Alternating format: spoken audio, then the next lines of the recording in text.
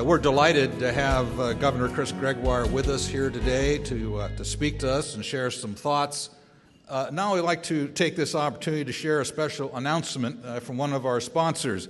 Many of you recognize the significance of Yucca Mountain to this community, and here with us today is our own Bob Ferguson. Bob, please arise and let me give you a clap. There it is. How soon they forget. Many of you recognize the significance of Yucca Mountain to this community, and here with us today is Bob, who is happy to announce that he has written a book, and that is being officially released to the public today. I'm sure that if you're interested, there may be copies available here somewhere that he might even autograph for you. So Bob would like to give special thanks to Sally Ortiz as science writer, Sarah Nelson for cover design, and Matt Hammer of ImageWorks for website. All those folks helped participate on the project. The governor's topic today ties directly with TRIDEC's own Mid-Columbia Energy Initiative. Nearly 3 years ago, TRIDEC began to explore how we could grow the energy sector of the Tri-Cities economy, recognizing that approximately 40% of the state's electricity is produced within 100 miles of where we are. We are already the energy hub for the state, but beyond energy production, TRIDEC is looking at how to make the Tri-Cities the manufacturing hub for products used in the energy sector, specifically looking to the economic future of the Hanford site in the post-Hanford economy. Here now, with a special introduction for our guest speaker, please welcome Mike Lawrence. It says here he is TRIDEC's own Mike Lawrence, but maybe that's just because he's retired from everything else. So, welcome, Mike.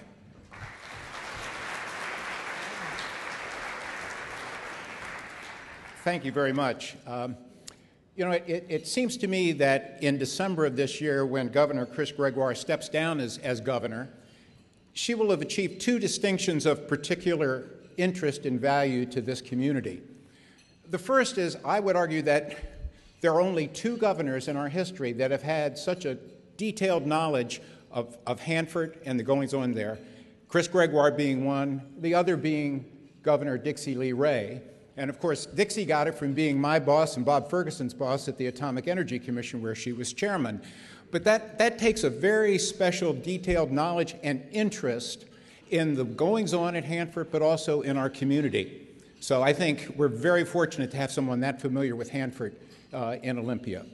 The second, and even more important and of value to us, is I would argue that no elected official in Olympia has had a greater beneficial impact on our economy than Governor Gregoire in her current role, but in her previous positions as well. Think about it. We get today $2 billion a year from the federal government for the cleanup of the Hanford site. And when the tri-party agreement was first signed back in 1989, we were getting about $1 billion. That money coming in year after year, even though it will eventually go away or go down to a much lower level, has provided the foundation for this community during our transition and diversification. The accolades that Marty Conger mentioned in his In Focus portion of the paper on Sunday from Kiplinger and others in Forbes would not have been possible without the stability provided to our economy in our area from all of that money coming to clean up the Hanford site. So we owe her a great debt of gratitude for that. I would also note that in the book that Fran referred to, that Bob Ferguson wrote, in the acknowledgement section, right after Bob's acknowledgement of Sam Volpentest, which is legendary, right after that, he also acknowledges the contribution of Governor Gregoire in the tri-party agreement. So I think we're very, very fortunate to have a governor in Olympia that has that knowledge and that impact on what we do. Now, speaking of the tri-party agreement, have you ever really thought why it's called the tri-party agreement and why not the, now the consent decree or lawsuit or whatever? And why for pity's sakes, we'd be having cake and champagne? We took the champagne out of the picture, but we were doing that the day it was signed back May 15th, 1989. So with that, I would like you to join me in giving a warm and enthusiastic welcome to our governor, Chris Gregoire.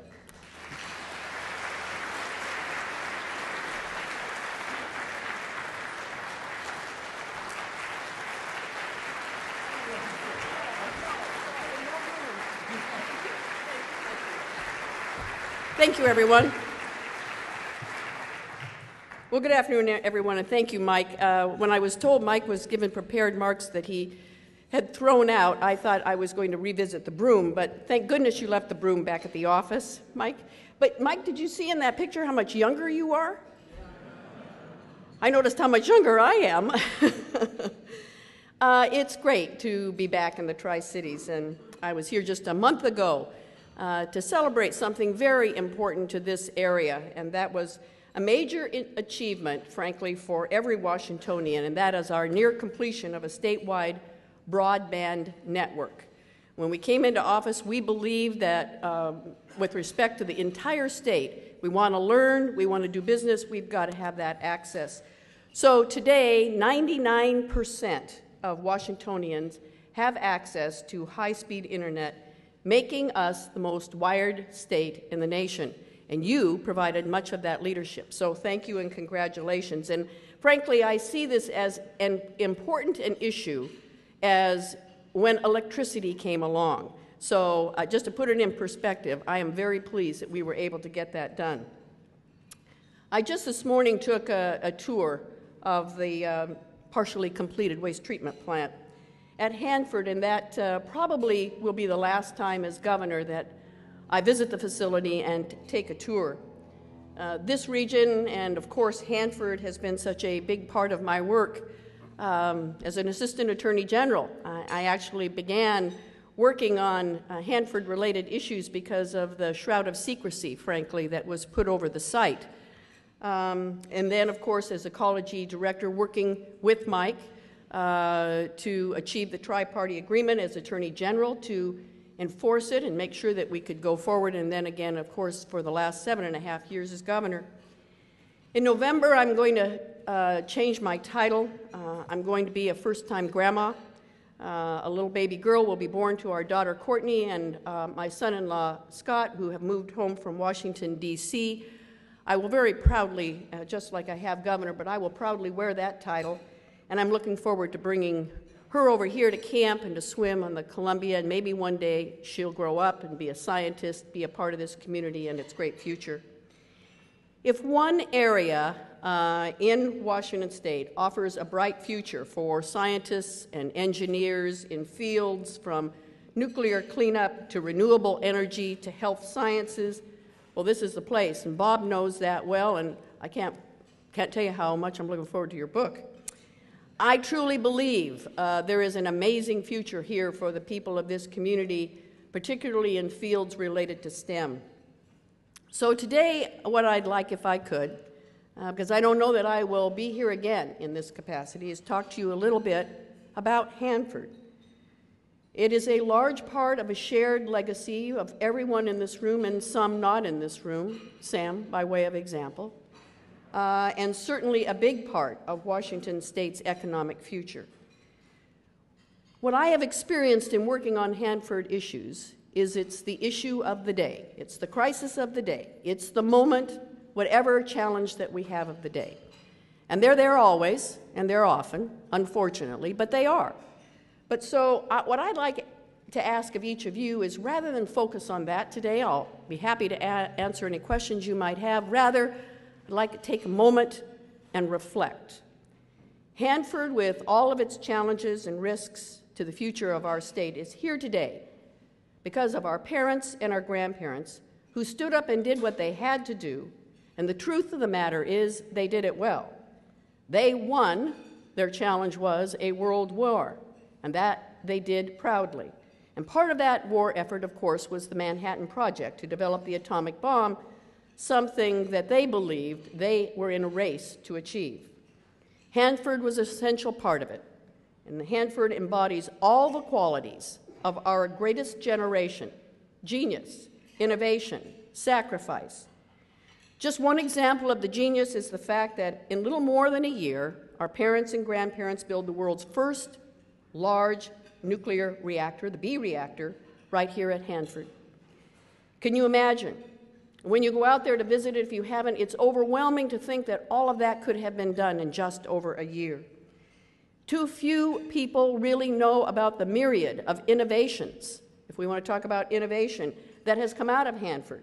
Innovations that, frankly, everybody takes for granted today, and no one really knows that it came out of Hanford. From the practical application of a new substance called Teflon to help valves open and close, to the successful development of closed-circuit television, to the basic technology that gave us the compact disc. The third area I mentioned was sacrifice. There was plenty of that. The biggest example was the displacement of some 1,500 Washingtonians from Hanford, White Bluffs, nearby communities, tribal settlements. We will always owe those Washingtonians a debt of gratitude. But as for the achievement of Hanford, today when people talk about the great challenges that we face as a generation, whether it's climate change or renewable energy or whatever it might be, they really do basically point to two things, the Manhattan Project and the moon landing, as the twin standards for what we can accomplish and how to get there.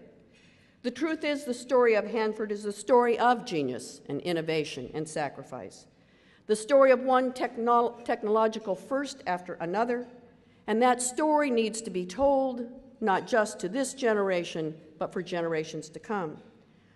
Why, in part, is because that story isn't over yet. In fact, it's entering into a new chapter for all of us here. The people here, the scientists, the engineers, the entrepreneurs are writing that next chapter for the Tri-Cities and the state of Washington. The generation that came before did what they had to do, and our generation is doing what it has to do, what it absolutely must do. And we must keep that in perspective every time a new challenge confronts us.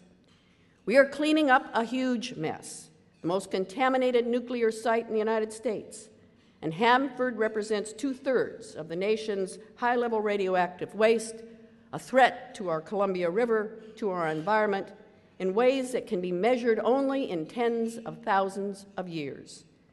And just like our forebears, everything we are doing is a first. At every step, we're inventing, we're showing the world the way in which to move forward.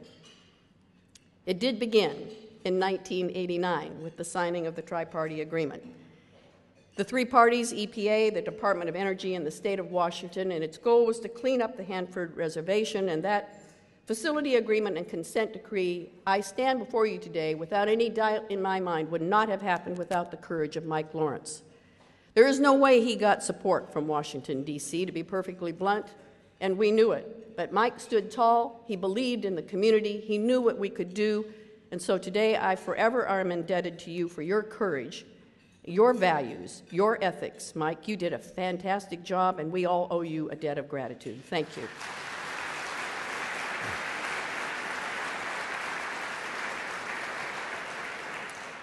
It is truly a landmark agreement. It's the first of its kind in history, and it means we're all in this together rather than in a lawsuit. And how is this truly remarkable? Well, in the last 23 years, just put it in perspective, we've been through 4 presidents, and they've been on both sides of the party line. We've been through 7 secretaries of energy. You see, Hanford can be more bipartisan than Washington, D.C., or maybe we just wear them out as they come into office. I can tell you firsthand that the Tri-Party Agreement was a highly risky move. Mike alluded to it when he said we decided not to go to court. It was easy to go to court, to be perfectly honest with you, and let the court decide and make the decisions. And instead, it was hard and it was risky, but we went to the table, spent innumerable hours, and came up with what I think was a much better path forward. We knew going to litigation would take too long. We knew it would cause lasting, forever impacts that would not necessarily be good for the future of the cleanup. We couldn't wait, and we were confident of the integrity of the parties at the table, which was key to the success. That was more than 23 years ago, and the Tri-Party Agreement is still strong and still working.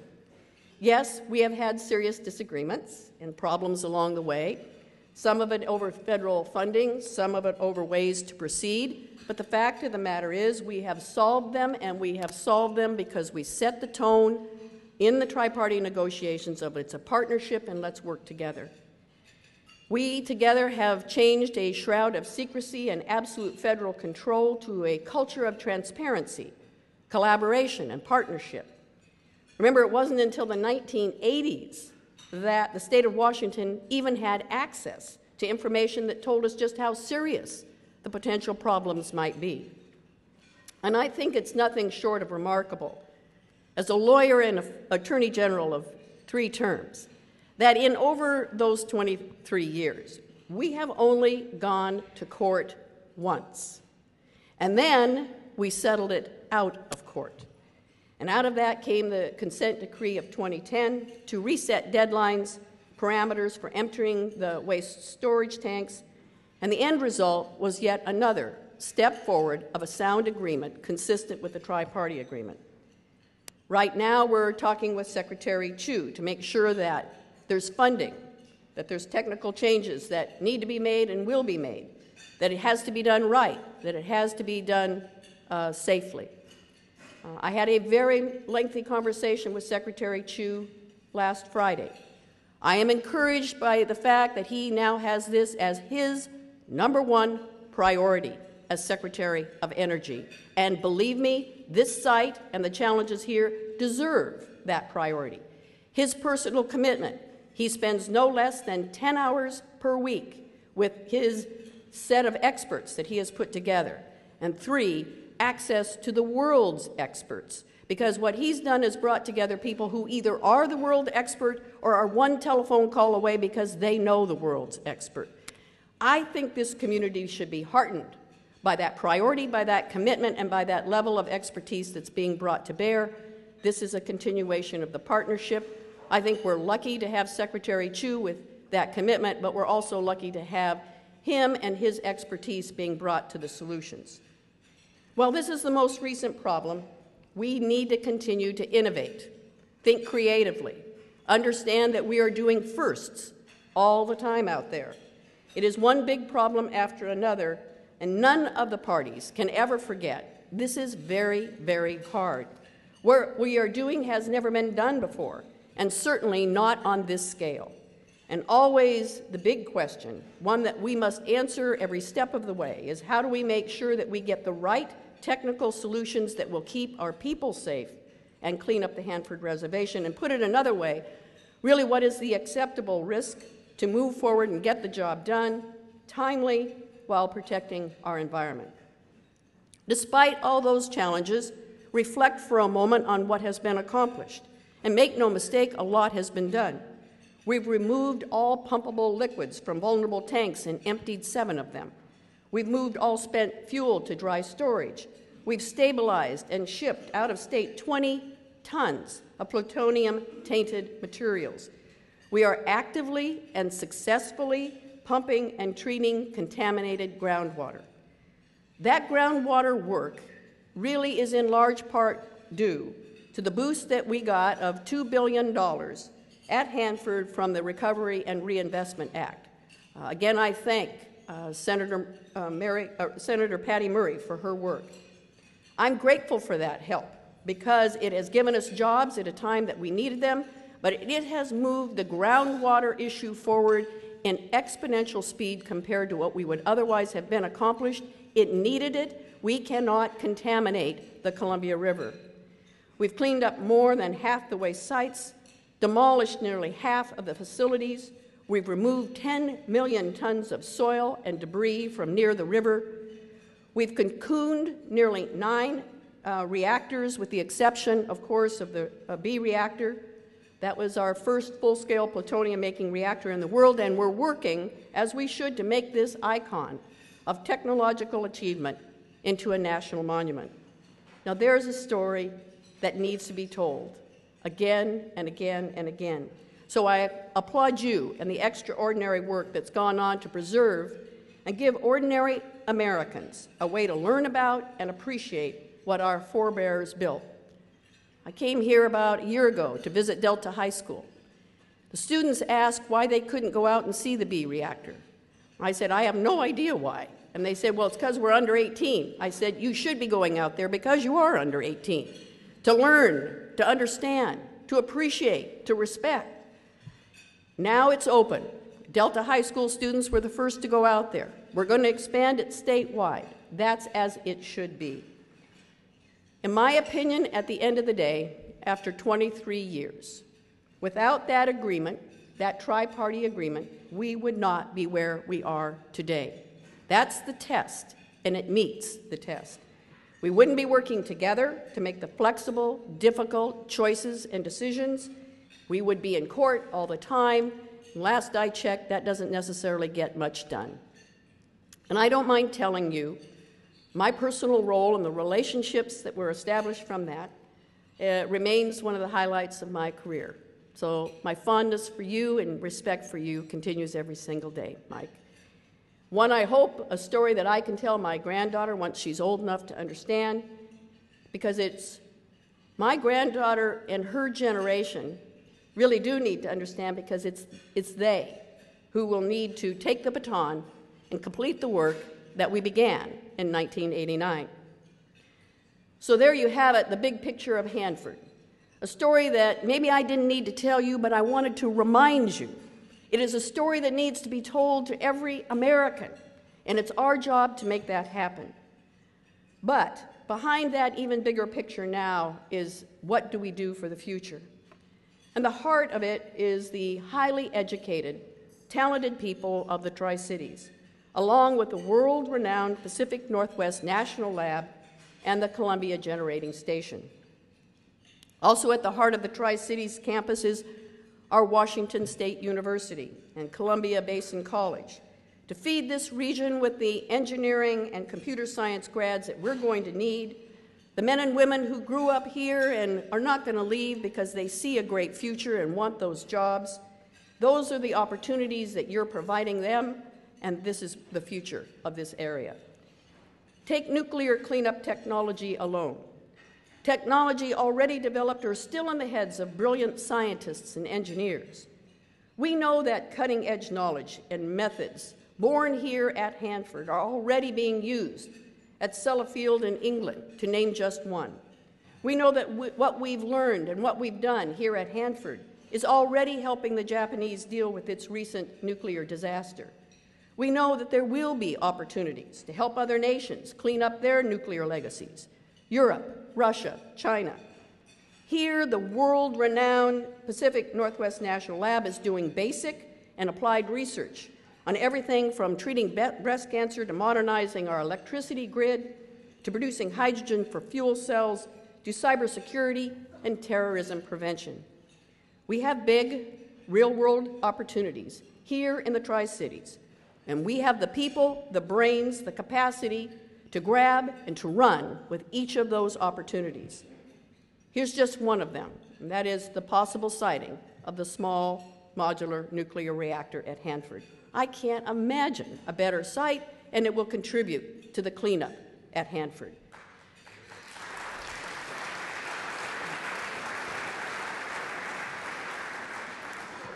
The Western Governors Association, when I chaired it, reached out with a policy statement that made it clear that we, the West, believe in nuclear energy, and we must see it as the potential of a reliable, clean power of tomorrow.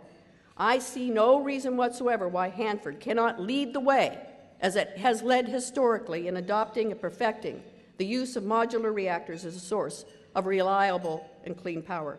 Once perfected, those reactors can be highly exportable products to benefit China and Korea, Japan, and other developing nations around the globe.